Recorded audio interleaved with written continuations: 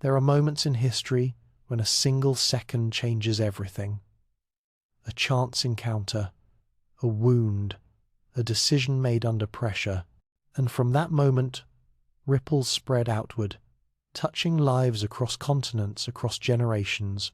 What we consume, how we socialize, the very chemistry of our daily rituals, all of it can trace back to one person's pain, one person's desperate search for relief.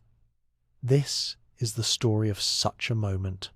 A story that begins with thunder and steel, with blood and morphine, and ends with the most recognized product on Earth. Before we jump back in, tell us where you're tuning in from, and if these history tales fascinate you, make sure you're subscribed, because tomorrow I've saved something extra special for you. April 16th, 1865. Columbus, Georgia. The air hangs heavy with humidity and the acrid smell of gunpowder. The Civil War is dying, but it doesn't know it yet. In its final spasms, men still bleed, still fall, still defend positions that history has already declared meaningless. John Stith Pemberton stands at a bridge spanning the Chattahoochee River. He's 33 years old, a Confederate cavalry officer with the rank of lieutenant colonel. Behind him, the city. Before him, the Union cavalry advancing in a thunder of hooves that seems to shake the very ground beneath his feet.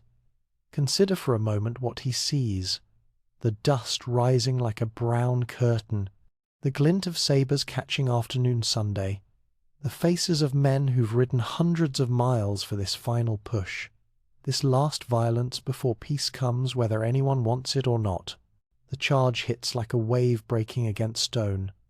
Pemberton's unit fires, reloads, fires again. But there are too many.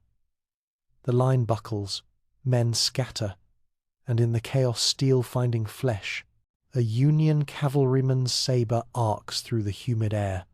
Pemberton sees it coming but cannot move fast enough. The blade catches him across the chest, a diagonal slash that opens skin and muscle from shoulder to sternum. The cut is deep, exposing bone and lung tissue to the Georgia Sunday. He falls. The pain is unlike anything he's experienced. It's a fire that consumes thought, that reduces a man to pure sensation, to animal screaming. His own blood pools beneath him, warm and sticky, soaking into the dirt of a bridge he'll never remember defending. This is where the story truly begins. Not with a beverage, not with a brand, but with agony. The field surgeons work quickly. They have practice. 4 years of war has made them efficient at managing trauma. Pemberton receives what every wounded soldier receives: morphine, that crystalline powder derived from opium poppies, dissolved in water and injected into screaming flesh. The drug works with chemical precision.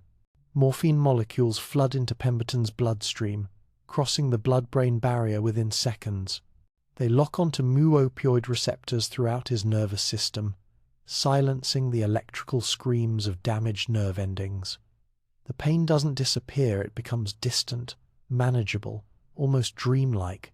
But something else happens too, something the surgeons understand but cannot prevent. Those morphine molecules trigger a cascade of neurological changes. The brain, experiencing relief from unbearable suffering, begins rewriting its own chemistry. Dopamine floods the nucleus, accumbens the same reward pathway, activated by food, sex, and survival itself. The brain learns morphine equals relief, equals pleasure, equals survival. Within days, Pemberton needs the drug not just for pain management but to function at all. Within weeks, his nervous system has restructured itself around morphine's presence. This is addiction, not a moral failing, but a physiological rewiring, as profound as learning to walk. 30% of wounded Civil War veterans develop what doctors call the soldier's disease. Pemberton becomes one of them, but unlike most, he possesses something that will transform his addiction into a global empire: knowledge of chemistry. To understand how, we must step backward in time. We must see who John Stith Pemberton was before the war carved him into something different. Born July 8, 1831, in Knoxville, Georgia, Pemberton grows up in a world where pharmacy and botany intertwine with frontier medicine. His father, a merchant of modest means, encourages curiosity about the natural world, but it's the Cherokee people living nearby who captivate young John's imagination. The Cherokee possess pharmacological knowledge accumulated over centuries. They understand which plants reduce fever, which promote healing, which ease pain. They know precisely when to harvest roots for maximum potency, how to prepare bark extractions, which combinations amplify effects. Pemberton becomes obsessed. He spends hours watching Cherokee healers work, learning their plant vocabularies, understanding their methods. While other boys play with wooden rifles, he's pressing leaves between pages, conducting crude extraction experiments, filling notebooks with botanical observations. By age 19, 1850, he becomes a licensed pharmacy practitioner. This is remarkably young. Most men don't receive such credentials until their mid-20s, but Pemberton demonstrates such comprehensive knowledge, such meticulous experimental methodology, that examiners have no choice but to certify him. He opens his first laboratory in Columbus. Inside those walls, he transforms Cherokee plant knowledge into commercial products. His breakthrough comes with Pemberton's Indian Queen dye, a hair coloring derived entirely from regional plants. The formula produces rich, lasting colors without the harsh chemicals other dyes use. It becomes wildly popular. Orders flood in from across the South. By his late 20s, Pemberton has accumulated what would be a considerable fortune today, enough to expand his laboratory, hire assistants, experiment with increasingly complex formulations. He sees chemistry as modern alchemy, the idea that you could take raw plants, bark, leaves, roots, and through careful process extract their essential properties, concentrate them, combine them in new ways to create effects nature never intended. This is power. This is transformation. Then war comes, and like so many Southern men of his generation, Pemberton believes in defending his homeland. He joins the Confederate cavalry, rising to lieutenant colonel not through combat prowess but through chemical knowledge. When Union blockades cut supply lines, traditional medicines become scarce. Morphine from the north stops flowing, quinine for malaria disappears.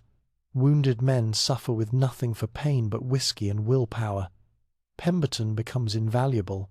He recreates medicines from southern plants. He develops substitutes for blocked supplies. He turns his chemistry knowledge toward keeping soldiers alive, keeping them fighting, keeping the Confederate cause breathing through 4 brutal years. But April 16th, 1865, the saber changes everything. After the wound heals, or rather, after the tissue knits back together in a mass of scar and permanent nerve damage, Pemberton faces a choice. He can continue taking morphine to manage the chronic pain radiating from his chest, or he can endure agony that never fully subsides. It's no choice at all. By 1866, he's consuming morphine daily, not just for pain, but because stopping means withdrawal. Sweating, shaking, vomiting, a sensation like insects crawling under his skin. His body has become a cage demanding the drug just to maintain baseline function. But Pemberton's addiction differs from other veterans in one crucial way. He has a laboratory. Most addicted soldiers simply take their doses and endure. Pemberton begins experimenting. If morphine is a problem, perhaps chemistry holds the solution. Perhaps there exist other plants, other compounds, other combinations that could provide relief without such devastating dependency. He returns to Atlanta, reopening his laboratory at 107 Marietta Street. Inside those walls, surrounded by bubbling beakers and botanical specimens, he begins the most important research of his life. Not to cure disease, not to advance medicine, but to find a way out of the chemical trap his own body has become. He doesn't know it yet, but those experiments conducted by a desperate man on his own damaged nervous system will create something that outlives him by centuries, something that will spread to every corner of Earth, something that will be consumed by billions who never learn the name of the suffering man who mixed it into existence. The saber cut him in 1865, but the real wound, the wound that would change the world, was chemical. It was the morphine flooding his system as he lay bleeding on a Columbus bridge, rewriting his brain's reward pathways, creating an appetite that would drive 2 decades of desperate experimentation. That appetite, that suffering, that relentless chemical need, that's where Coca-Cola actually begins. The laboratory at 107 Marietta Street becomes John Pemberton's entire world. Not the elegant, sterile laboratories we imagine today, white tiles and gleaming instruments. This is 1866 Atlanta. The room smells of alcohol, plant matter, and chemicals that have no business mixing. Glass beakers line wooden shelves.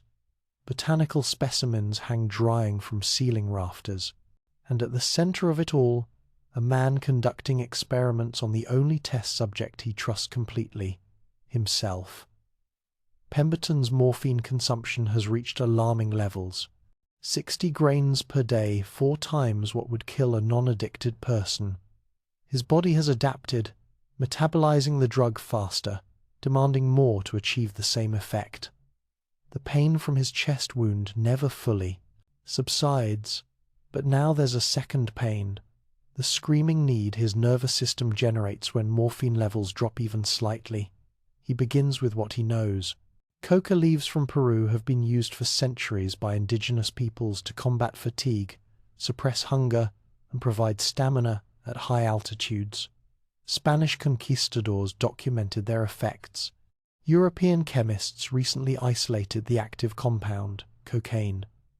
The first shipments arrive in burlap sacks that smell of earth and distant mountains. Pemberton handles them carefully, understanding that these leaves contain something powerful.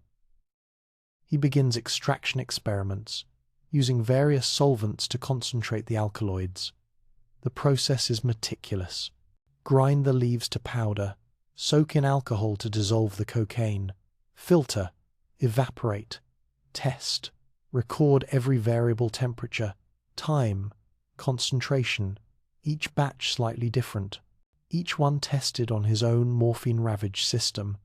What he discovers fascinates him. The cocaine provides energy without the sedation of morphine. It sharpens mental focus.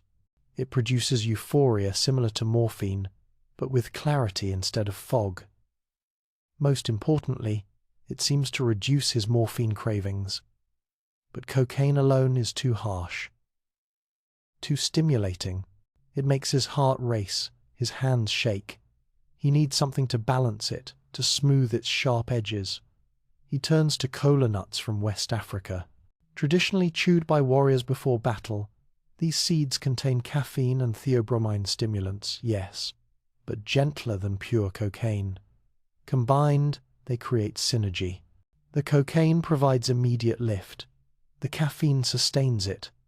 Together, they produce sustained alertness without the jittery crash of either alone. Still, the taste is horrifically bitter. Cocaine tastes like numbing medicine. Cola nuts add woody astringency. No one would drink this willingly, no matter its effects. Sugar becomes his solution. Not a little sugar, massive amounts. 40 pounds per gallon of syrup. This seems excessive until you understand the chemistry. Sugar doesn't just mask bitterness, it triggers its own reward pathways in the brain. The combination of sugar and cocaine creates what neuroscientists will later recognize as a supernormal stimulus, something that activates pleasure centers more intensely than anything in nature. By 1869, after 3 years of experimentation, Pemberton achieves his first major success, Pemberton's French wine, Coca. The formula is elegant in its simplicity. Coca leaf extract, providing 9 milligrams of cocaine per serving. Cola nut caffeine for sustained energy. Damiana, an herb traditionally used as an aphrodisiac, adding complexity to the flavor profile. All suspended in Bordeaux wine, 7% alcohol, which serves as both preservative and delivery system. The marketing writes itself, intellectual beverage and temperance drink. For scientists, scholars, poets, divines, lawyers, physicians, and others devoted to extreme mental exertion, a most wonderful invigorator of sexual organs. Atlanta's pharmacies begin stocking it. The response exceeds anything Pemberton imagined. Customers don't just buy it once they return. Again and again. The combination of cocaine, caffeine, alcohol, and sugar creates something irresistible. It provides energy when you're tired, confidence when you're anxious, pleasure when you're bored. Within 2 years, French wine Coca generates $25,000 annually. In today's currency, roughly $700,000. For a pharmacist operating from a single laboratory, this represents extraordinary success. Pemberton hires assistants. He expands production. He begins to believe he's finally created something that will secure his legacy. But he's also consuming his own product, heavily. The morphine addiction continues, but now there's cocaine addiction layered on top. His nervous system becomes a battleground of competing chemicals, depressants, fighting stimulants, each dose attempting to correct the imbalance created by the previous one. His notebooks from this period reveal a man trapped in chemical chaos. One entry reads, "Took morphine at 6 in the morning for pain. By 9, lethargy unbearable. Drank 8 ounces, wine Coca. Clarity returned but heart racing. By noon, anxiety overwhelming. More morphine." The cycle continues. He's not finding freedom from addiction. He's refining it, making it more palatable, more socially acceptable. But he doesn't see this yet. He believes he's creating medicine. Then November 1885 brings catastrophe. Atlanta votes for prohibition. Effective July 1st, 1886, just 8 months away, the sale of alcoholic beverages becomes illegal within city limits. French wine Coca, with its 7% alcohol content, will be banned. Pemberton faces total ruin. His most successful product, the formula generating his livelihood, will become unsellable. At 54 years old, still addicted to morphine and cocaine, he must reinvent everything or lose it all. 8 months, 240 days to reformulate a product that took him years to perfect. He returns to his laboratory with desperate intensity. The coca extract must stay. It's the foundation of the formula's effects. The cola nuts must stay. They balance the cocaine beautifully. The sugar must stay. It's essential for palatability. But the alcohol must go. Removing alcohol isn't simple substitution. Wine provides body, mouthfeel, preservation. Without it, the syrup is flat, one-dimensional. It tastes medicinal rather than pleasurable. Pemberton tries water bases, fruit juice bases, milk bases. Nothing works. He tests each failed formula on himself. Morning after morning, he mixes a new combination, drinks it, records the effects. Taste. Mouthfeel. How quickly the cocaine hits. How long the energy lasts. Whether the bitterness breaks through. Whether his customers will return for a second glass. 100 formulas fail, then 200. Each one carefully documented, each adjustment noted. Add more sugar too sweet, masks the cocaine lift. Reduce sugar too bitter, undrinkable. Adjust the coca extract either too strong or ineffective. Change the water chemistry close, but something's still missing. The deadline approaches. June. Then July 1st arrives. French wine Coca becomes illegal. Pemberton has batch number 37. It's different from the others, but not dramatically so. Coca extract measured to the milligram. Cola nut caffeine precisely extracted. Sugar at exactly the right concentration to mask bitterness without overwhelming. Vanilla for smoothness. Oils of lemon, orange, nutmeg, cinnamon, coriander, the secret 7x flavoring that adds complexity no single ingredient could provide. On May 8, 1886, he brings this batch to Jacob's Pharmacy at 5 Points, the busiest intersection in Atlanta. The plan is simple. Mix the syrup with plain water, serve it cold, see if customers accept it as a replacement for French wine Coca. But fate or fortune intervenes through his assistant Willis Venable.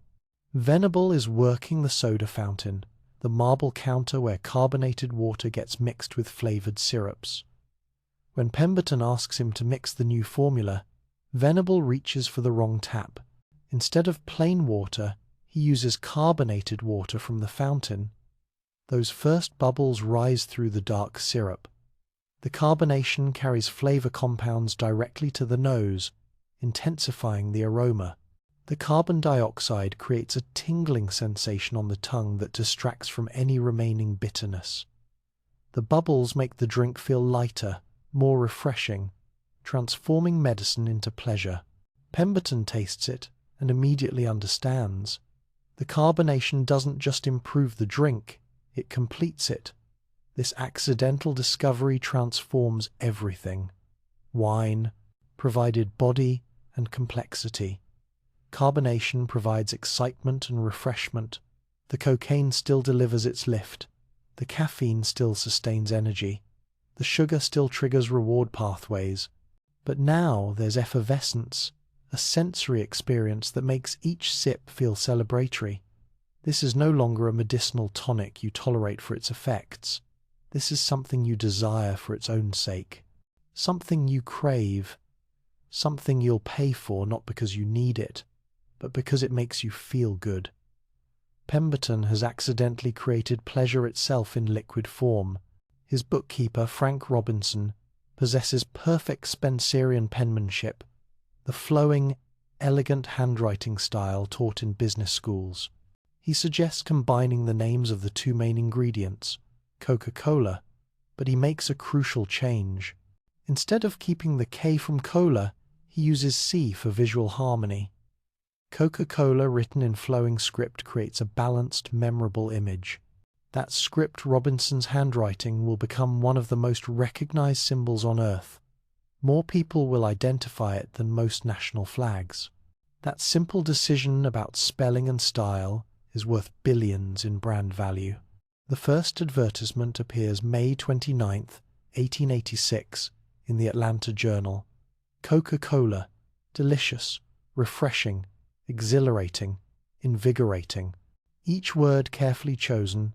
Delicious promises taste. Refreshing suggests relief from Atlanta's oppressive summer heat. Exhilarating hints at the cocaine lift. Invigorating implies the caffeine energy. Jacob's Pharmacy begins selling it for 5 cents per glass. When average workers earn $1 per day, 5 cents represents a small luxury. Not prohibitively expensive, but enough that each purchase feels like a treat, a reward for hard work. The first day, 9 people buy it, 9 glasses, 45 cents in revenue, against the costs of coca leaves from Peru, cola nuts from Africa, sugar, flavorings, and Pemberton's labor. This is a financial disaster. But those 9 people return, and they bring friends. Within weeks, Jacob's Pharmacy sells dozens of glasses daily. Other pharmacies request the syrup. Pemberton begins production not just for one location, but for distribution. He hires more assistants. He sources ingredients in bulk. The laboratory at 107 Marietta Street fills with the smell of coca and cola, of sugar caramelizing, of secret oils blending into the mysterious 7X formula. Yet even as his creation spreads through Atlanta, Pemberton's own body deteriorates. The morphine addiction consumes him. He needs the drug not just daily but hourly. His hands shake. His chest pain worsens. The decades of chemical experimentation have ravaged his liver, his kidneys, his nervous system. He begins selling portions of his Coca-Cola formula to raise money for morphine, a share to one investor, another share to a partner. The rights become fragmented, divided among men who see its potential but don't understand its power. Asa Griggs Candler, a fellow pharmacist, watches carefully. He sees what Pemberton cannot, that this dark, fizzing liquid represents not just a successful product, but a revolution in American drinking. He begins quietly acquiring rights through a maze of complex deals, each one exploiting Pemberton's desperate need for cash. The creator, meanwhile, continues his experiments. Even as Coca-Cola spreads, he's trying to improve it, adjust it, perfect it. His notebooks fill with variations. More cocaine? Less? Different sugar ratios? Alternative flavorings? He tests everything on himself, his body becoming the laboratory for humanity's most consumed beverage. He doesn't know that he's created something that will outlive him by centuries, that his accidental discovery of carbonation will reshape global drinking habits, that his desperate attempt to escape morphine addiction through chemistry will bind billions of people to a different kind of chemical dependence. All he knows is pain, and the endless search for relief, and the laboratory where science and suffering mix into something dark and sweet and irresistible. May 8th through December 31st, 1886. 7 months that will reshape American drinking forever. But in those early days, nobody knows this yet. To most Atlantans, Coca-Cola is simply another patent medicine in a city full of them. One more syrup at one more soda fountain. 5 cents for a glass of something dark and fizzy that makes you feel slightly better about the heat, the work, the endless grind of daily life. Frank Robinson understands what others don't. He's Pemberton's bookkeeper, yes, but he's also a man who sees patterns in numbers, who understands that 9 customers on day 1 can become 90, then 900, if you simply tell the right story. That flowing Spencerian script he's created, Coca-Cola, in elegant curves, becomes his weapon. He doesn't just write it once. He writes it on ledgers, on advertisements, on coupons, on promotional materials.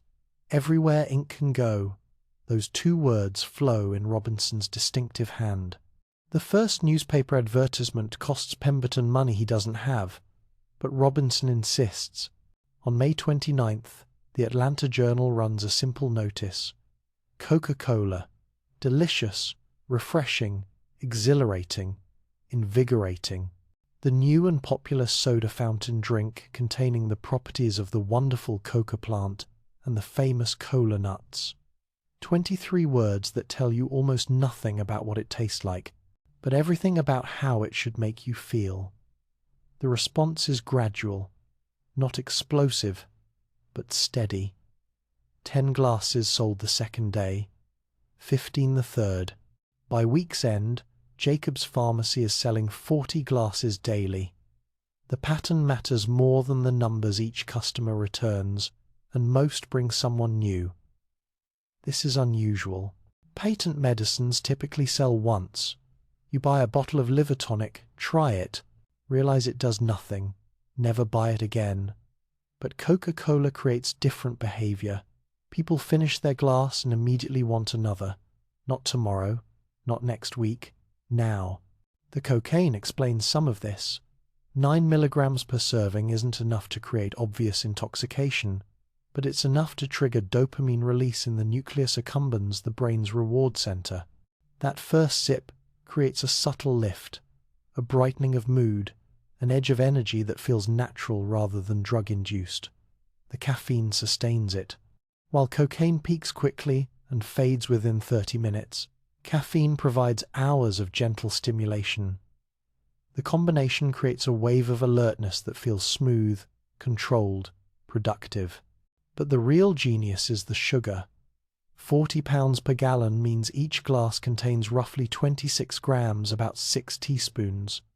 This triggers massive insulin release, followed by a sugar crash 2 hours later. That crash creates a subtle craving, not for sugar specifically, but for the feeling the last glass provided, for that lift, that brightness, that sense that everything might be okay. Pemberton has accidentally created a perfect addiction loop. The drink makes you feel good, the good feeling fades.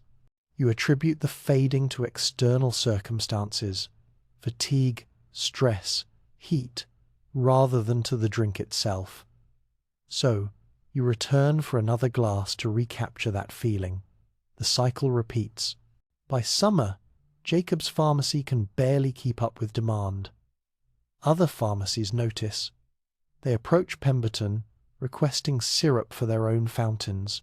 He agrees, selling them gallon jugs with instructions. Mix 1 ounce of syrup with 5 ounces of carbonated water. Serve cold. Charge 5 cents. The price point is crucial.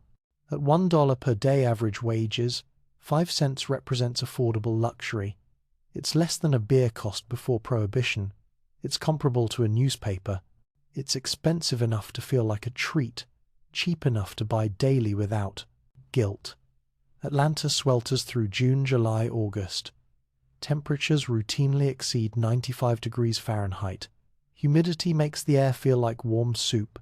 People desperate for relief discover that Coca-Cola, served ice cold with bubbles tickling their throats, provides not just refreshment, but a psychological lift that makes the heat bearable. Word spreads beyond Atlanta. Pharmacists in Macon request the syrup, then Savannah, then Birmingham. Pemberton finds himself managing not just a laboratory but a distribution network. He bottles syrup in ceramic jugs, ships them by rail, includes mixing instructions with each shipment. Robinson creates promotional materials. Free drink coupons printed on cardboard, redeemable at any fountain selling Coca-Cola.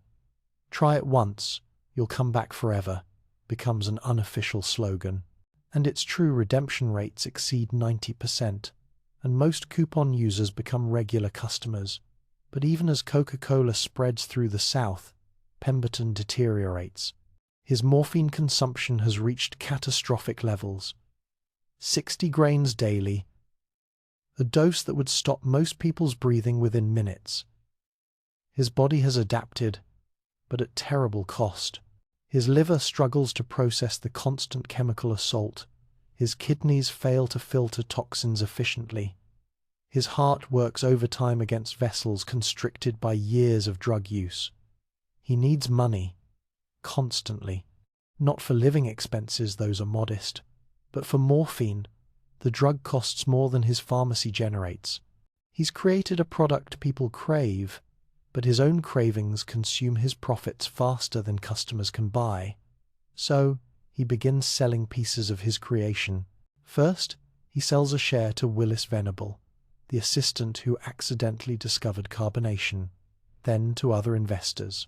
Then to Asa Griggs Candler, a fellow pharmacist who's been watching Coca-Cola's rise with keen interest. Candler is Pemberton's opposite in almost every way. Where Pemberton is a dreamer, obsessed with chemistry and experimentation, Candler is a businessman who sees numbers and potential. Where Pemberton is generous, selling shares to fund his addiction, Candler is calculating, acquiring rights through complex deals that exploit Pemberton's desperation. But Candler isn't a villain. He's simply a man who recognizes value that its creator cannot see. Pemberton views Coca-Cola as one of many products he's still making: hair dyes, liver tonics, and other patent medicines. Candler sees it as the only product that matters. By December 1886, Coca-Cola is sold in 29 pharmacies across Georgia, Alabama, and Tennessee. Total sales for the year: approximately 50 gallons of syrup, representing about 6,400 glasses sold. At 5 cents per glass, this generates $320 in revenue. Against Pemberton's costs, Coca leaves from Peru, cola nuts from Africa, sugar, flavorings, bottles, shipping. This is barely breaking even. His first year of operation ends with Coca-Cola as a modest success, but hardly a phenomenon. Yet, Something remarkable is happening in the data Robinson meticulously records. Customer acquisition rates are extraordinary. Of every 10 people who try Coca-Cola, 8 return for another glass within a week. Of those 8, 7 become regular customers, purchasing at least 3 times weekly. These numbers are unprecedented for any beverage product. Robinson shows Pemberton the figures. "This isn't a medicine anymore," he says. "This is something different. Something people want, not because they're sick, but because it makes them feel good." Pemberton nods, understanding intellectually, but not emotionally. His own relationship with chemicals has long since ceased being about pleasure. He drinks Coca-Cola because it's there, because the cocaine provides slight relief from morphine fog, because habit demands it. He cannot separate the product from his personal pharmaceutical. Nightmare. As 1887 begins, his health collapses entirely. The chest wound from 1865, never properly healed, develops chronic infection. His morphine-suppressed immune system cannot fight it. He develops recurring fevers, night sweats, weight loss that leaves him skeletal. He continues working in the laboratory, but his hands shake too much for precise measurements. His assistants do the actual mixing now while he watches, occasionally offering suggestions, mostly lost in morphine dreams. He sells more shares of Coca-Cola, a portion to one investor, another portion to a different partner. The ownership becomes fragmented, a confusing maze of overlapping claims. Candler watches this chaos and sees opportunity. He begins consolidating, buying out small shareholders, acquiring rights piece by piece. Pemberton barely notices.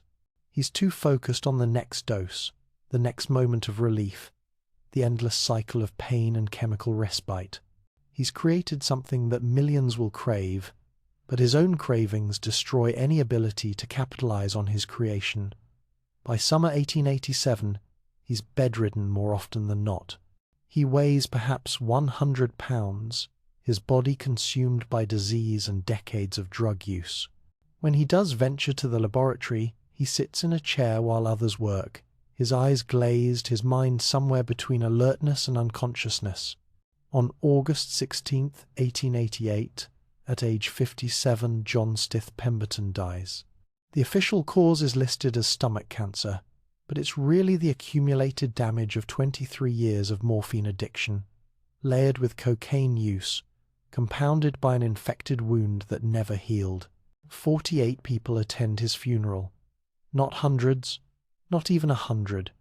Just 48 family, a few friends, some business associates who feel obligated to appear. For a man who created what will become the world's most recognized product, it's a remarkably quiet exit. His obituary in the Atlanta Constitution runs 7 lines. It mentions his pharmacy work, his Confederate service, his various medicines. Coca-Cola is listed among them, with no special emphasis, as though it's just another product among many. His son Charles inherits the remaining rights to Coca-Cola, whatever portions haven't been sold off. But Charles is also morphine addicted, having learned the habit from his father. Within months, desperate for drug money, he sells his inheritance to Candler for $300. $300. For rights to a product that will eventually generate $75 million in revenue daily, Charles Pemberton dies 6 years later, in 1894, at age 40. Father and son, both destroyed by the same drug, both unable to benefit from the creation that emerged from their suffering. Candler, meanwhile, methodically acquires every remaining share, every disputed claim, every fragment of ownership. It takes him until 1891 to consolidate complete control.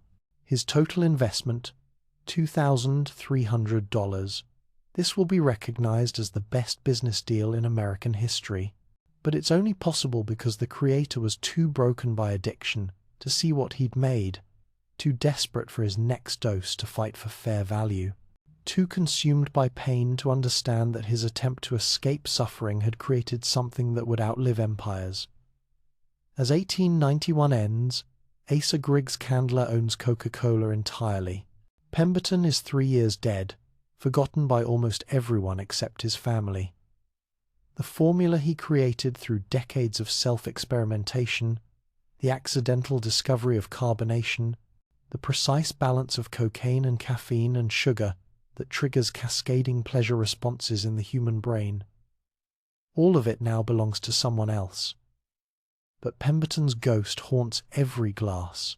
The morphine addiction that drove his experimentation, the wound that started it all on a Columbus Bridge in 1865, the desperate chemistry that attempted to transmute pain into pleasure. He found his escape not from addiction, but into a different kind of chemical dependency, one that would spread from 48 funeral attendees to billions of daily consumers, one that would transform a morphine addict's desperate experiments into the most successful product in commercial history.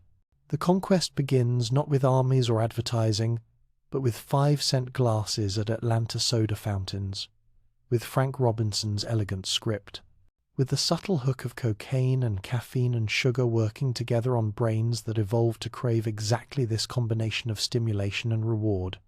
9 glasses on day 1, 6,400 in year 1, soon millions, then billions. All of it traceable back to a wounded Confederate officer who couldn't stop his own craving, so instead created one that would grip the entire world. Asa Candler is not a visionary. He's something more valuable, a man who recognizes vision in others and possesses the ruthlessness to execute it. When he gains complete control of Coca-Cola in 1891 for $2,300, he doesn't see a beverage, he sees territory to conquer. His first move is advertising on a scale the South has never witnessed. While other companies buy newspaper columns, Candler buys buildings, entire walls. By 1904, Coca-Cola advertisements cover over 2.5 million square feet of American architecture. You cannot walk through Atlanta, Birmingham, or Nashville without seeing that flowing script, "Robinson created Coca-Cola," painted in red and white across brick facades, visible from blocks away. He distributes promotional items with fanatical consistency. Clocks for pharmacies, all displaying the Coca-Cola logo, calendars for homes, serving trays, pencils, bookmarks. Every object, a quiet advertisement, infiltrating daily life so thoroughly that Coca-Cola becomes not just a product but environmental wallpaper. But Candler's masterstroke comes in 1899, almost by accident. 2 lawyers from Chattanooga, Benjamin Thomas and Joseph Whitehead, approach him with a proposal. They want to bottle Coca-Cola, taking it beyond soda fountains into homes, picnics, anywhere people gather. Candler is skeptical. Coca-Cola's magic happens at the fountain, the theatre of it, the ritual, the social experience. How can a bottle replicate that? But the lawyers are persistent, and Candler ultimately sees little downside. If they fail, he loses nothing. If they succeed, the formula spreads further. He grants them perpetual bottling rights for the United States, excluding a few territories. The price? $1. $1 for rights that will generate billions. It's an almost incomprehensible miscalculation, but Candler genuinely believes fountain sales will always dwarf bottles. He's wrong. Within 20 years, bottled Coca-Cola outsells fountain drinks 10-1. The lawyers create a franchise system. They don't bottle everything themselves. They license territory to local bottlers who invest their own capital in plants and equipment. It's brilliant distribution through capitalistic self-interest. Each bottler becomes an evangelist, pushing Coca-Cola into every store, restaurant, and gas station in their territory. By 1903, cocaine becomes a problem. Not for consumers, they don't know it's there, but newspapers begin publishing exposés about cocaine in patent medicines. Reformers demand regulation. The pure food movement gains political power. Candler sees disaster approaching. He reformulates. The coca leaves are now spent, processed to remove cocaine before extraction. The resulting formula contains trace amounts, too small to produce effects but enough to maintain the Coca taste. He adds synthetic caffeine to replace the stimulation cocaine provided. The cola nuts are largely eliminated. They're too expensive and inconsistent. The 1903 formula is essentially modern Coca-Cola. The cocaine is gone, replaced by caffeine at approximately 34 milligrams per 12-ounce serving. But nobody notices. The taste remains close enough. The caffeine provides sufficient lift, and the sugar, always the sugar, keeps customers returning. Then comes the 1915 bottle. The Root Glass Company in Terre Haute, Indiana, wins a competition to create a distinctive container. Their designer studies coca leaves and cola nuts, creating a bottle with curves suggesting a coca pod. The contour is so distinctive that studies will later show 99% of Americans can identify it by shape alone, even in complete darkness. It becomes iconic not through marketing but through ubiquity. When you see that shape on a shelf, in a vending machine, in someone's hand, you know instantly what it is. The bottle itself becomes advertising, requiring no words or logos. Prohibition arrives in 1920, and Candler, who never drinks alcohol, positions Coca-Cola as America's alternative. The drink that satisfies without intoxication. Sales triple. In bars that become soda fountains, in speakeasies that need legitimate fronts, Coca-Cola flows instead of beer and whiskey. It replaces alcohol in American social rituals so completely that even after Prohibition ends, consumption continues rising. Candler sells the company in 1919 for $25 million, the largest business transaction in Southern history. He's built Coca-Cola from Pemberton's fragmented rights into an empire. But he's also exhausted, and at 68, ready for someone else to carry it forward. Robert Woodruff takes control in 1923. He's 33 years old, son of the man who bought the company from Candler. Where Candler thought in terms of the South, Woodruff thinks globally. His vision is simple, but audacious. Coca-Cola should always be within arm's reach of desire, not just available, within arm's reach. Everywhere humans feel thirst, Coca-Cola should be there, waiting. He builds distribution networks that rival military logistics. Trucks painted Coca-Cola red carry syrup to every corner of America. Ships transport concentrate to foreign markets. By 1940, Coca-Cola is sold in 53 countries across 6 continents. Then, World War II erupts, and Woodruff makes a declaration that seems financially insane. Every American soldier will get Coca-Cola for 5 cents, anywhere in the world, regardless of what it costs to deliver. The military loves this. Soldiers desperate for tastes of home find Coca-Cola in European forests, Pacific islands, African deserts. The cost to deliver a single bottle sometimes reaches $60. The company loses money on every serving. But Woodruff understands something deeper than quarterly profits. He's creating loyalty.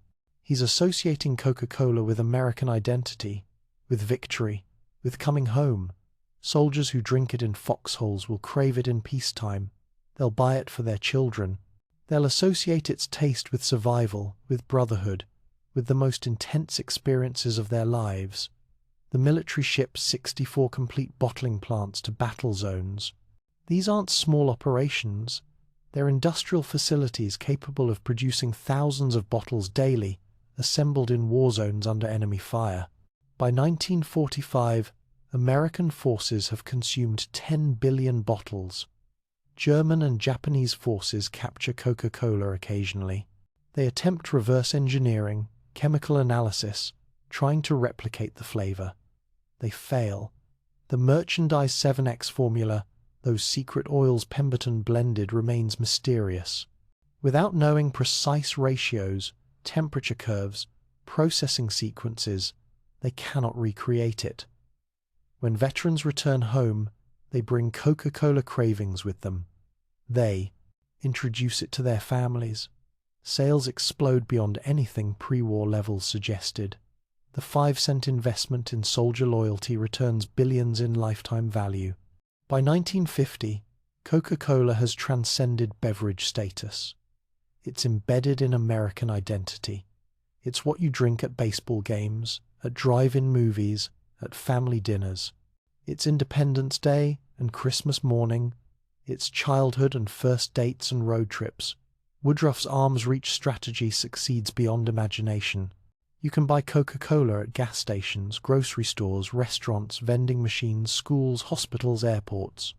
It follows Americans everywhere they go, a constant presence so familiar it becomes invisible until you want it.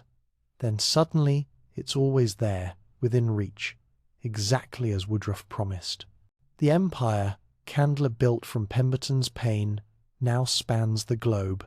What began in a morphine addict's laboratory, what grew through a bookkeeper's elegant script and a businessman's advertising blitz, has become something unprecedented.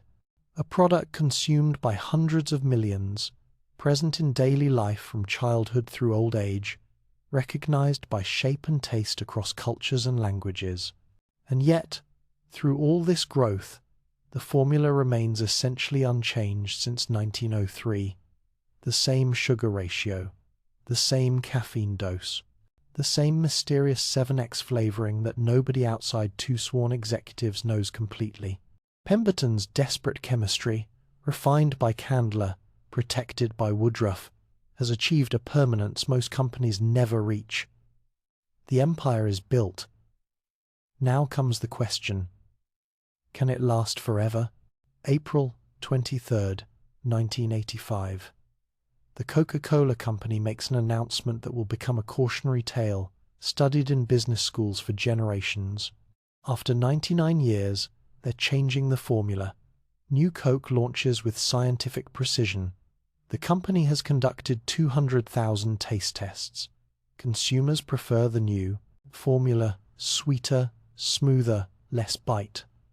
The data is overwhelming. This should be a triumph of market research. Instead, it becomes a disaster. Within days, the company receives 1,500 angry calls daily. Within weeks, that number reaches 8,000. Consumers don't just complain, they grieve, they rage, they organize protests. A group called Old Cola Drinkers of America forms, attracting 100,000 members dedicated to bringing back the original formula. This response baffles executives.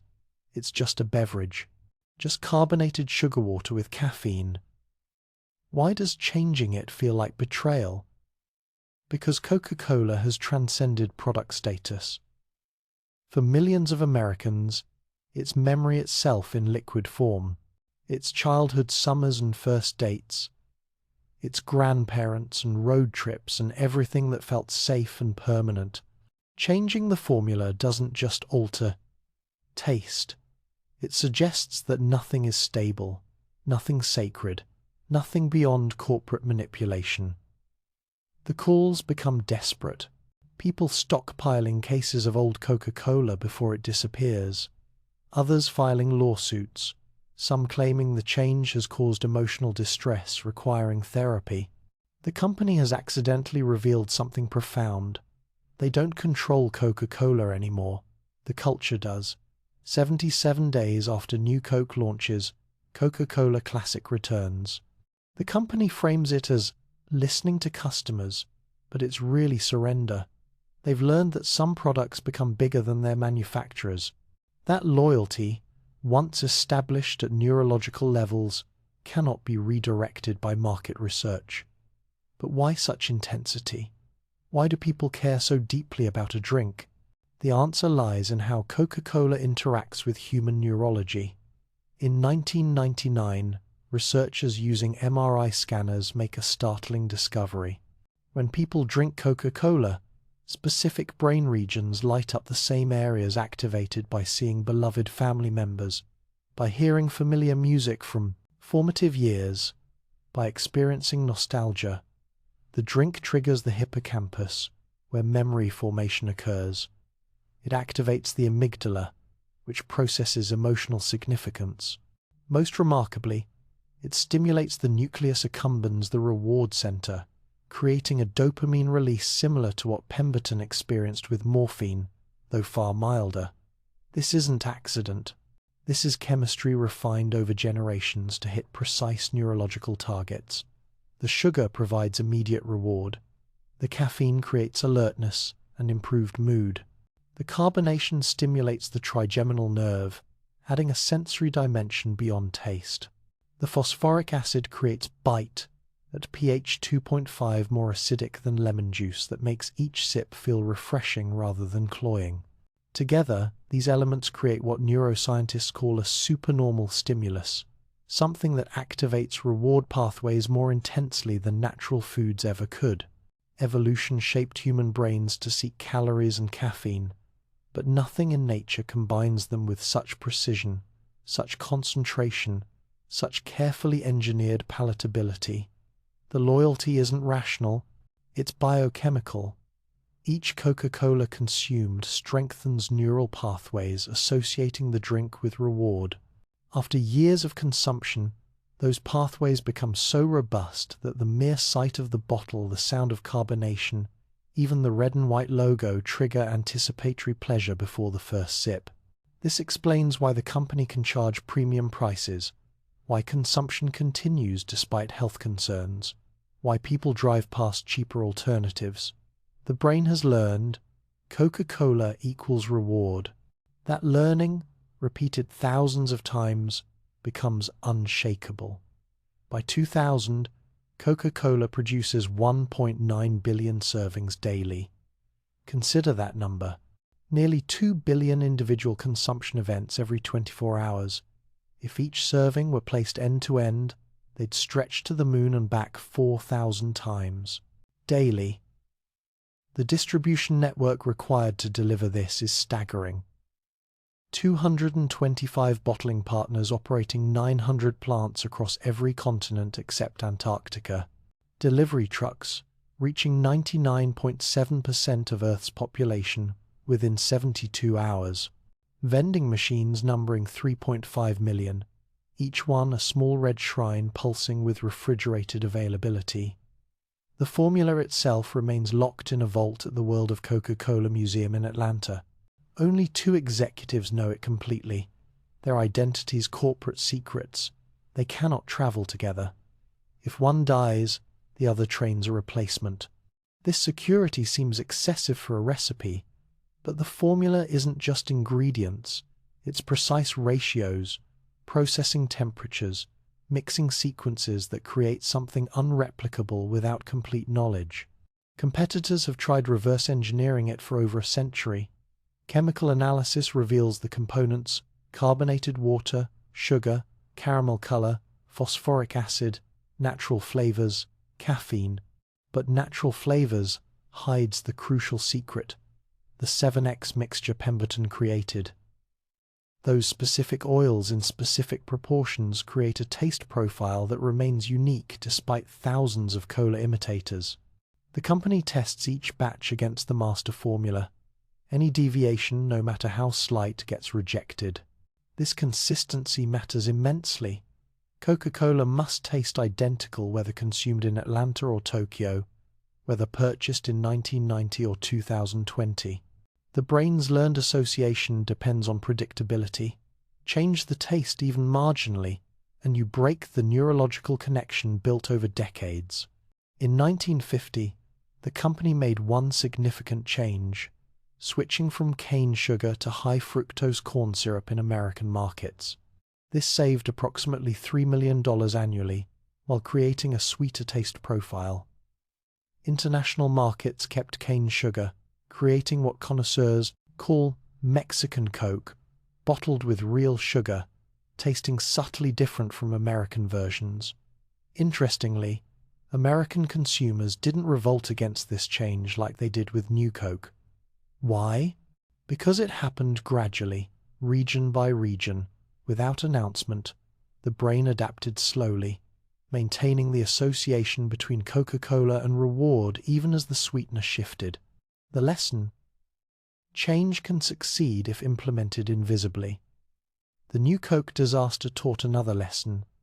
Never underestimate the power of nostalgia combined with neurological conditioning. People weren't defending a taste, they were defending their own memories, their own neural pathways, their own sense of stability in a changing world. Some marketing analysts later suggested New Coke was deliberate, a strategy to make people appreciate the original formula. The company denies this.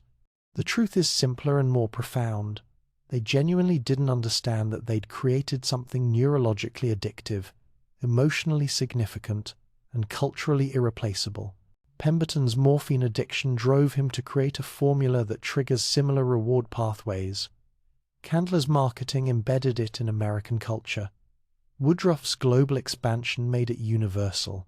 But the chemistry itself, the precise combination of sugar, caffeine, carbonation, and mysterious flavoring creates bonds in human brains stronger than any advertising campaign.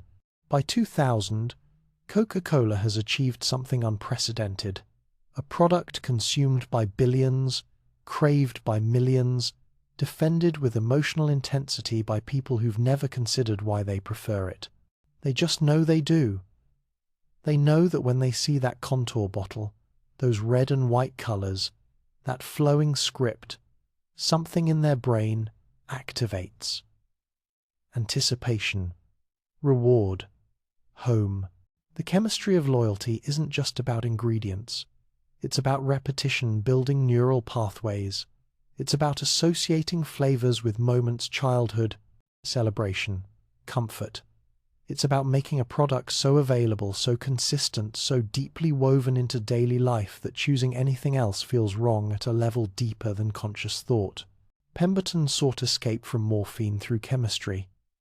Instead, he created a different kind of dependency, milder, socially acceptable, but operating on similar neurological principles. The soldier's disease became the civilian's habit. The wounded man's desperate experiments became humanity's daily ritual. And the loyalty, fierce, irrational, neurologically programmed, ensures that long after everyone forgets John Stith Pemberton's name, his formula continues binding billions of brains to a dark, fizzing liquid that promises reward and delivers it, one precisely engineered sip at a time. 2009. A machine appears in restaurants that looks like something from science fiction. The Coca-Cola Freestyle, a touchscreen interface offering over 165 drink combinations from 30 micro-cartridges. Cherry Vanilla Sprite, Peach Fanta, Raspberry Coke. Combinations that would require dozens of fountains using traditional methods, now delivered through precision microdosing technology. But the machine's real purpose isn't variety, it's data collection. Each freestyle tracks every selection, what flavor, what time, what location, what weather conditions existed when someone chose grape Fanta at 2:15 in the afternoon. The machines upload this information continuously, creating a database of 700 million consumption data points annually. The company analyzes patterns invisible to individual consumers. They discover that people choose fruit flavors in hot weather, vanilla in cold, that morning selections differ from evening ones, that certain demographics prefer specific combinations. The data feeds algorithms that predict taste preferences with 94% accuracy. This is Coca-Cola's transformation from beverage company to data company. Each freestyle becomes a sensor, measuring human desire in real time. The information guides product development, marketing, distribution. They know what you'll want before you do. Japan becomes the laboratory for this new approach. The country contains 5 million vending machines, one for every 25 people, and Coca-Cola dominates them. But Japanese consumers demand novelty. The same drink Americans have consumed for a century won't work in a culture that values seasonal variety. So, Coca-Cola releases 50 new products annually in Japan. Cucumber Sprite, lychee Coke, coffee-flavored Coca-Cola in hot cans from vending machines. Most fail. Some become cult favorites. The company treats failure as data. Each unsuccessful product teaches what Japanese consumers reject, refining algorithms that predict success. The strategy works. Japan becomes Coca-Cola's second largest market, despite having less than 3% of global population. 30 billion beverages sold yearly from machines that heat in winter, cool in summer, accept mobile payments, and track every transaction. The company's AI system, called Albert, analyzes 14,000 variables simultaneously: weather patterns, economic indicators, cultural events, social media sentiment, historical sales data. Albert predicts regional taste preferences, optimal pricing, ideal advertising timing. Human intuition guided Coca-Cola for a century. Now algorithms do it faster, better, cheaper. This leads to products tailored for specific markets. Bitter coffee Coke in Italy, where espresso culture demands sophistication. Cherry blossom Fanta in Japan during spring. Mango Coke in India. The core formula remains protected, but variations multiply, each one precision-engineered for local preferences revealed through data analysis. Water becomes the next frontier. Coca-Cola now owns 90 water brands globally: Dasani, Smartwater, Glaceau, and dozens of regional labels. But these aren't just bottled tap water. They're designer water, created through reverse osmosis that strips all minerals, then remineralization, adding specific compounds for different regions. The company processes 300 billion liters of water annually, enough to fill 120,000 Olympic pools. They've become one of the world's largest water processors, controlling not just what people drink, but the fundamental resource everything liquid requires. This creates controversy. Communities in India, Mexico, and elsewhere protest Coca-Cola plants that consume local groundwater, bottle it, and sell it back at premium prices. The company responds with sustainability initiatives, water replenishment programs, attempting to balance profit against the uncomfortable reality that they're commercializing a resource humans need to survive. But the strategy continues expanding. Secret projects explore caffeine-free stimulation using specific sugar molecular structures to trigger alertness without actual stimulants. Partnership with pharmaceutical companies to deliver medicines through beverage consumption. Imagine drinking Coca-Cola that also treats your headache, your allergies, your anxiety. The line between beverage and drug dissolves, returning to Pemberton's original vision of medicinal tonic.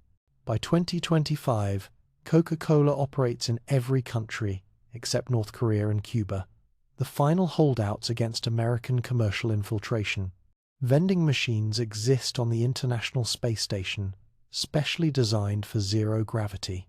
Astronauts drink Coca-Cola in orbit, the same formula Pemberton created on Earth 139 years earlier. The company announces plans for lunar vending machines by 2035. When humans establish permanent moon bases, Coca-Cola will be there, within arm's reach as Woodruff promised, even 239,000 miles from Earth. This sounds absurd until you consider the deeper strategy. Coca-Cola positions itself not as a beverage but as a human constant. Wherever people go, whatever they do, Coca-Cola follows. Its aspirational availability suggesting that any frontier humans reach, any challenge we overcome, Coca-Cola will be part of the celebration.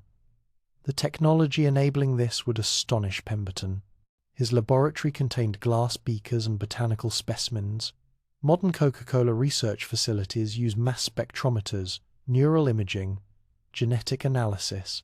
They study not just chemistry but neurology, psychology, behavioral economics, cultural anthropology. Creating a successful beverage now requires understanding human desire at molecular and societal levels simultaneously. Yet the core formula remains unchanged. Despite all this technology, despite algorithmic optimization and data-driven decision-making, the drink people consume in 2025 is essentially identical to what Pemberton created in 1886. Same sugar, same caffeine, same mysterious 7X flavoring, same phosphoric acid bite. The innovations happen around the formula, not within it. Freestyle machines that customize but always return to the original. Regional variations that modify but maintain the core. Delivery systems evolving, while the product stays constant. This reveals something profound about human taste. We claim to want novelty, variety, innovation, but what we actually crave is consistency. The brain forms associations through repetition. Change disrupts those associations. Coca-Cola succeeds not by evolving, but by remaining stable while the world transforms around it. The digital alchemy isn't changing the formula, it's optimizing everything else. How it's delivered, when it's available, what variations surround it. The data doesn't improve Coca-Cola itself. It improves the systems, ensuring you encounter it exactly when you want it, exactly where you are, in exactly the form your previous consumption patterns suggest you'll prefer. This is behavioral programming at scale. Each freestyle selection trains algorithms. Each vending machine purchase feeds databases. Each flavor variation tests hypotheses about human desire. The company has transformed consumers into unwitting research participants. Every purchase a data point refining predictions about what you'll buy next. Some see this as sinister, others as inevitable, but it's undeniably effective. Coca-Cola's market dominance isn't maintained through superior product. Dozens of colas taste similar. It's maintained through superior availability, superior data, superior understanding of when and where humans experience thirst. Pemberton mixed chemicals in a laboratory, testing on his own body. Modern Coca-Cola tests on billions, analyzing their choices through digital systems he couldn't have imagined. But the principle remains identical. Understand human desire, provide chemical satisfaction, create loyalty through repetition. The alchemy is no longer about transforming plants into potions. It's about transforming data into desire, about using information to predict and satisfy cravings before they fully form. It's about making Coca-Cola not just available but inevitable, the obvious choice, the default option, the drink so embedded in infrastructure and habit that choosing anything else requires active resistance. And resistance is exactly what the data predicts you won't have, because the algorithms know you better than you know yourself. They've watched millions, like you make millions of choices. They know that when you're thirsty on a hot afternoon at 3:27 post-meridian, standing in front of a freestyle machine, you'll choose Cherry Coke Zero. Not because you decided to, because you always do, because the data says so. Because Pemberton's formula, enhanced by a century of refinement and now guided by artificial intelligence, has learned to satisfy desires you didn't know you had. The digital alchemy transmutes information into consumption, pattern recognition into profit, and human predictability into eternal loyalty to a drink created by a morphine addict who died believing he'd failed. Stand back and see the full arc, from one wounded soldier's pain to 3.5 million vending machines pulsing red across Earth's surface. From a desperate morphine addict mixing chemicals in an Atlanta laboratory to a product consumed every second by 20,000 people simultaneously. From 9 glasses sold on the first day to annual revenues of $75 million daily, more than the entire gross domestic product of many nations. John Stith, Pemberton's original laboratory notebook, was discovered in 1979, hidden in an Atlanta archive. The pages reveal a man testing over 3,000 ingredient combinations, each one meticulously recorded with effects on his morphine withdrawal. Coca extract at varying concentrations, different sugars, alternative acids, experimental flavorings that sometimes made him violently ill. The notebook reads like a chemist's diary of self-destruction. Formula 217, increased heart rate, trembling, nausea. Formula 218, pleasant lift but excessive bitterness. Formula 219, approaching balance but still imperfect. Page after page of incremental adjustments, each one tested on his own damaged nervous system. He wasn't trying to create the world's most popular beverage. He was trying to survive his own biochemistry. The fact that his survival attempt became humanity's daily ritual, his accident layered upon tragedy, layered upon chemical serendipity. The 7 secret flavoring ingredients, the 7X formula, remain protected more carefully than most state secrets. When the company needed loans in 1919, banks accepted the formula itself as collateral. Not patents, not property, not factories, just the formula locked in vaults worth more than all physical assets combined. This seems absurd until you consider what happens if it's lost. Coca-Cola isn't just a product, it's a taste memory, embedded in billions of brains. Change it even slightly, and you break neurological associations built over lifetimes. The formula isn't valuable because it's secret. It's valuable because it's irreplaceable. Today's Coca-Cola contains approximately 34 milligrams of caffeine per 12 ounces. Less than half the caffeine in coffee, but precisely calibrated. Enough to create alertness without jitters. Enough to trigger adenosine receptor blocking in the brain, making you feel more awake by preventing sleepiness signals. Enough to create mild dependency, so regular consumers feel sluggish without it. The phosphoric acid maintains pH at 2.5, more acidic than lemon juice, acidic enough to dissolve tooth enamel over time. But this acidity serves purpose beyond flavor.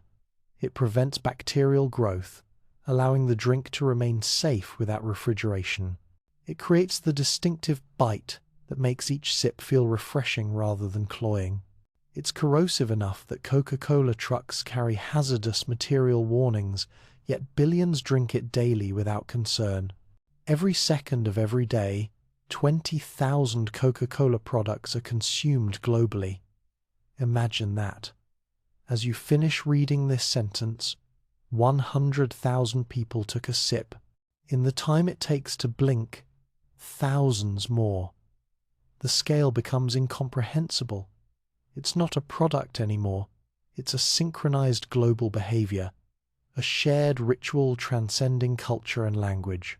Each one of those 20,000 per second triggers the same pleasure receptors Pemberton first activated in his own morphine-damaged nervous system. The sugar floods the bloodstream. The caffeine blocks adenosine. The carbonation stimulates the trigeminal nerve. The brain releases dopamine. The reward pathway lights up. Satisfaction. This exact sequence, refined over 139 years, has become one of the most reliably repeated human experiences on Earth. More people recognize Coca-Cola's taste than recognize most nations' flags. More people have consumed it than have electricity, running water, or internet access. The company's 225 bottling partners operate 900 plants worldwide. The distribution network reaches 99.7% of Earth's population within 72 hours. This means that right now, wherever you are reading this, Coca-Cola exists within a few miles, probably within a few hundred feet, possibly in your own refrigerator. This availability isn't coincidence, it's strategy refined over a century. Make the product so accessible, so omnipresent, so reliably within reach that choosing anything else requires effort. Don't compete on taste alone, compete on convenience, on availability, on being the default option when thirst strikes. Pemberton died August 16, 1888, believing he'd failed. His final words, recorded by his son Charles, were, "I was sure it would be valuable someday." He saw Coca-Cola as one more patent medicine among dozens he'd created. He didn't see empire. He didn't see immortality. He saw 50 gallons of syrup sold in a single year and considered it modest success. His grave in Columbus, Georgia, receives fresh Coca-Cola bottles daily. Visitors from around the world leave them as tribute, a liquid memorial to the Confederate pharmacist whose pain became the world's pleasure. Some bottles are drunk, some left to warm in Georgia Sunday. All of them acknowledgement that this man, who died in poverty at 57, created something that outlived him by centuries. The formula he mixed generates $75 million daily, every single day. That's more than Pemberton earned in his entire lifetime, made before most people finish breakfast. It's more than many nations' entire economic output, all from carbonated sugar water with caffeine and secret flavoring. This wealth didn't come from innovation. The formula hasn't changed significantly since 1903. It didn't come from technology. The basic product requires no computers, no advanced manufacturing. It came from understanding human neurology before neuroscience existed. From creating something that triggers reward pathways with such reliability that billions choose it repeatedly, forming habits that feel like preference, but operate at levels deeper than conscious choice. Consider what Pemberton actually accomplished. He took his own addiction and transformed it into everyone's habit. He took his suffering and mass-produced it as pleasure. He took the morphine dependency that destroyed his life and alchemized it into caffeine sugar dependency that defines modern beverage culture. This is humanity's pattern. Our greatest triumphs often emerge from our deepest wounds. Penicillin from contaminated experiments, pacemakers from failed weapons research, Coca-Cola from morphine addiction. We're a species that transforms suffering into innovation, turning pain into progress through chemistry and chance. The company now plans expansion beyond Earth. Vending machines designed for Mars gravity, formulas that work in zero atmosphere, packaging that survives radiation in interplanetary space.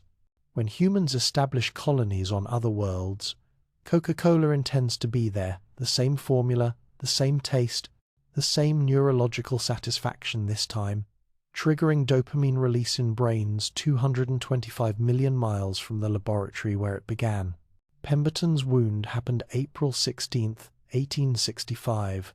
160 years later, that saber cut still echoes. Every Coca-Cola consumed contains trace elements of his desperation, his pain, his relentless experimentation, seeking relief that chemistry alone couldn't provide.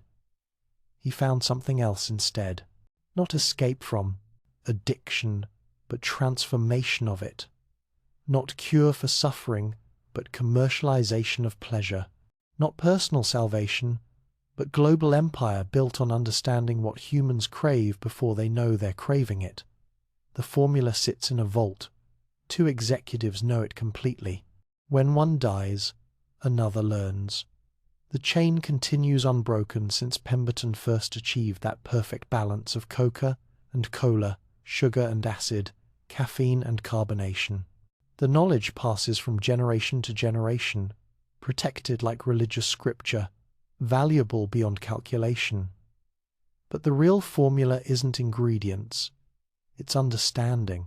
Understanding that humans will pay for pleasure, that consistency creates loyalty, that availability drives consumption, that if you trigger the right neurological pathways with sufficient reliability, you don't need to advertise. The brain itself becomes your marketing department, generating cravings and calling them preferences. Pemberton died thinking he'd failed. He's buried in a small cemetery in Columbus, his grave marked with a modest stone that mentions his Confederate service but not his creation. 48 people attended his funeral. No headlines, no national mourning. Just a morphine addict who couldn't pay his bills, leaving behind a fragmented formula and broken dreams. Yet every second, 20,000 people drink what he created. Every day, 1.9 billion servings flow through distribution networks that span continents. Every year, revenue exceeds most nations' budgets. His laboratory notebook, his desperate experiments, his self-inflicted chemical trials, all of it translated into the most recognized product human civilization has ever produced. Sometimes humanity's greatest triumphs do emerge from its deepest wounds. A saber cut on a Georgia bridge, morphine flooding damaged tissue, 2 decades of desperate chemistry seeking escape from addiction. These shouldn't create global empire. These shouldn't produce eternal formula. These shouldn't bind billions of brains to a dark, fizzing liquid. But they did. And every time you hear carbonation fizzing, see that red and white logo, taste that distinctive bite, you're experiencing Pemberton's pain transformed into pleasure, his wound made eternal, his suffering commercialized and consumed by a world that never learned his name but knows his formula by heart. The eternal formula isn't chemicals, it's transformation, pain into pleasure, suffering into success. One man's desperate attempt to escape his own biochemistry, becoming everyone's daily ritual. That's the real magic. That's the true alchemy. That's how lightning struck twice, once on a bridge in 1865, once in a laboratory in 1886, and changed how billions of people drink forever.